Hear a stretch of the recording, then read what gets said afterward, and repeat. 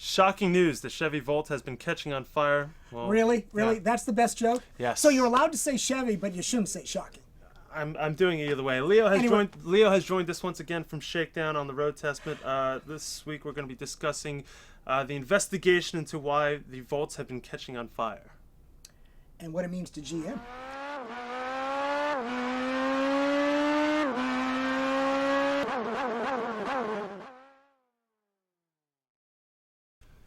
We're going to start off this week by explaining why Leo Parente is with us. Alex has not left the show. He's actually shooting some future episodes of some content, and we'll discuss at a later point. Leo is just standing in. Yeah, well, sitting in, and, end of the year, you try new things. So Exactly. Here we are kind of doing our gig. Let's see how I am at this. So, Leo, back in May, the National Highway Traffic Safety Administration, I got that right. Got it right. NHTSA, crash tested a Chevy Volt. Side impact, right? As they should, yeah. Okay, good thing, right? Got a 5-star rating. Yeah, very good. And then? But then it went to the parking lot in the back of the test facility, and then somewhere between 6 days and 3 weeks later, it caught on fire. Yes. Yes. So news reports came out in the past few days indicating that the coolant fluid is to blame, not necessarily the batteries, but the cooling fluid for the batteries. It was dripping out, it crystallized, and then it short-circuited a few batteries or something, and then things caught on fire. And then what really started the short circuit Yeah. was all the storytelling behind what the heck was going on. Yes, so here's the problem. This happened in May. We didn't hear about it until November. Mm-hmm. So what happened? What transpired in those, 6-7 months? What's actually going on behind the scenes? That's the question. Now, there has been another report and a few other reports that actually, an example in South Carolina, a Chevy Volt caught on fire inside of a garage, not linked to the battery, but more the charging unit. Still no news on that. We're focusing on the crash test.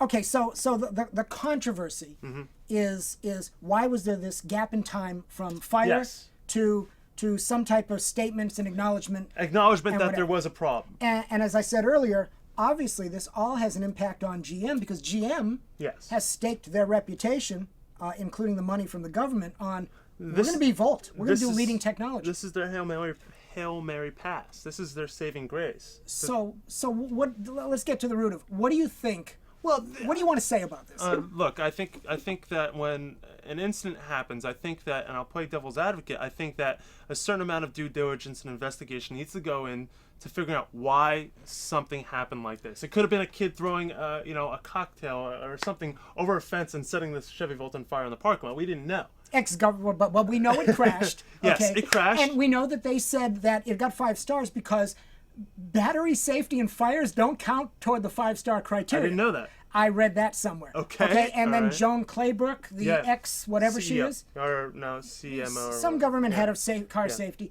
She inferred that it was kind of suspicious and good for GM that this news didn't come up when Volt was struggling with their sales because... Yes. Well, if you think of... Well, let's first get to the sales expectations for Volt. Well, 10,000 units in this year, who's right? our current CEO? We've gone through a few over there. I'm not sure. Anderson.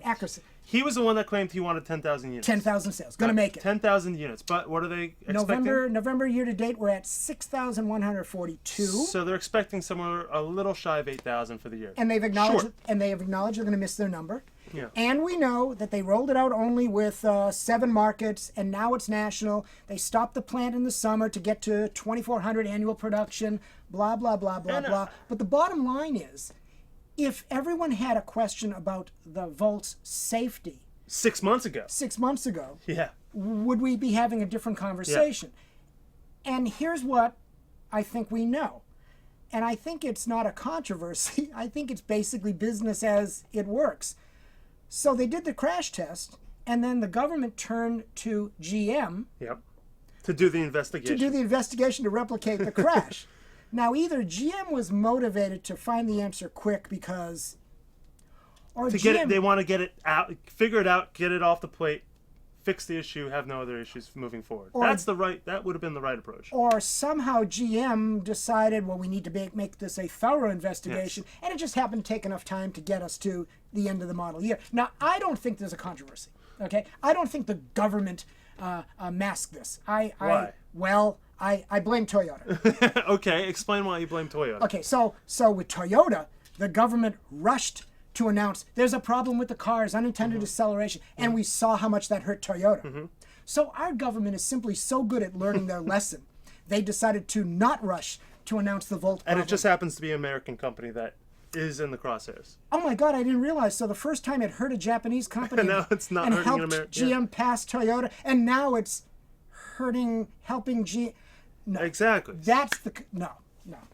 So the real question is, do you think that there may have been a government cover-up in some sorts to help? No. the company? I honestly. Or do you think it was GM? No, I'm gonna invoke their ad campaign. Chevy runs deep. Mm-hmm. What runs deep is the same old BS. Here's what I think really, really likely happened. This is my opinion. The technology is great. The Volt is the commitment they need to make. But like everything, they started to spin the story. First of all, with Volt, they've had missteps. Remember the Volt dance at the auto show for new technology? Remember them claiming it was 230 miles per gallon? Yeah.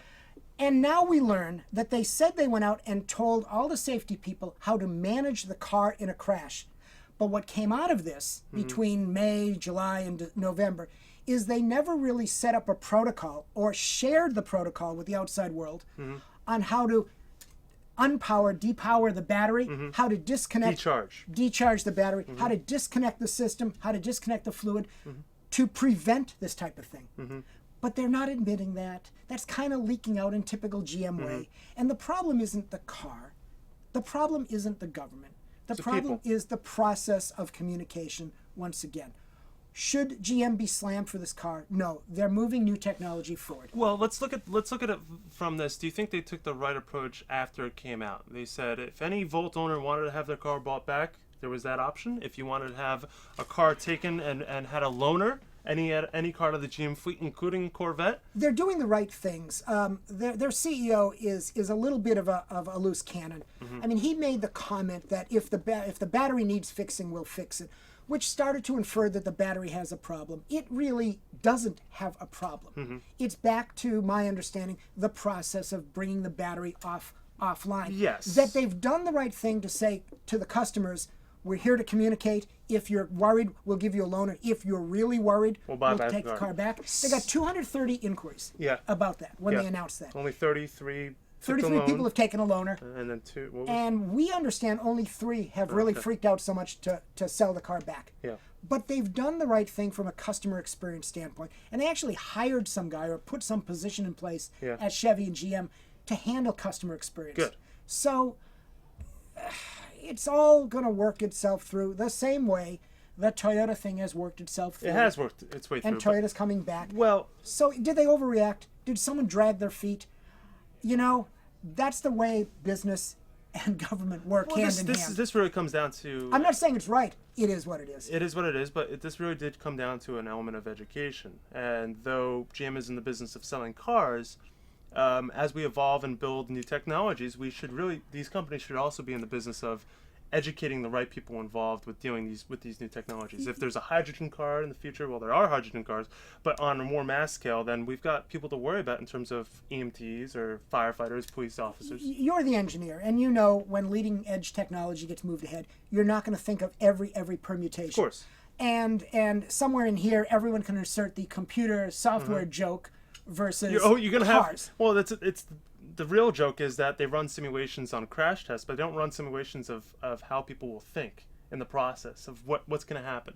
And this draws back everywhere from the car industry to any other industry. When a natural disaster happens or whatever it may be, it's always the variable of the unknown of how someone's going to react or how someone's going to act. Look, I think GM stepped on their body part by not realizing that the battery is vulnerable to fire if it's in an accident, and there should be some type of awareness of what to do and what protocol. But is it a game changer? Does it ruin Volt? Does it allow everyone to go back and say, we need big V8s again and screw this electric?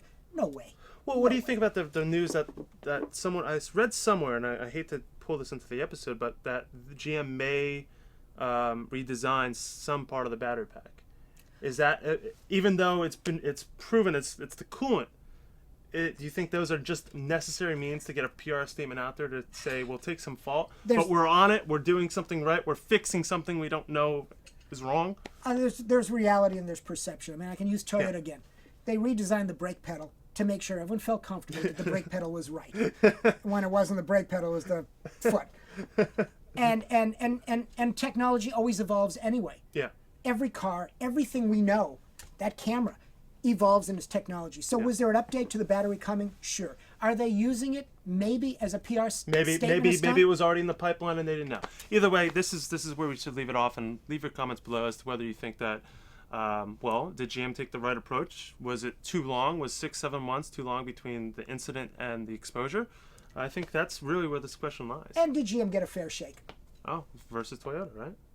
Toyota, whatever. Whatever. There we go. Let's talk about planes one day. I'm tired of this. Hey, you love your airplanes. Ow, we're living in the fast lane, baby.